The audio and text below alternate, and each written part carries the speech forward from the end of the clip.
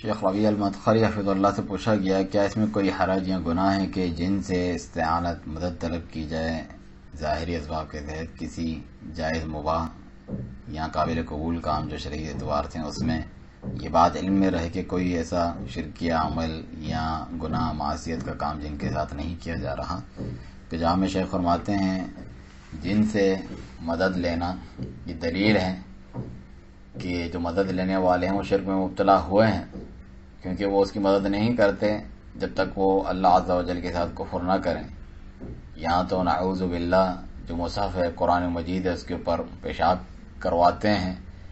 یا قبلہ چھوڑ کے کسی اور جانب نماز پڑھنے کا کہتے ہیں، یا جنابت کی حالت میں نماز پڑھنے کا کہتے ہیں. ضروری ہے کہ آپ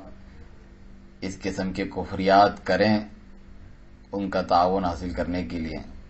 جو آپ سے یہ کہتا ہے کہ میں جن ہوں، میں مسلمان ہوں، تو اس کی تصدیق نہ کرو. وہ بہت بڑے جھوٹے ہوتے ہیں، ان میں مسلمان بھی ہوتے ہیں،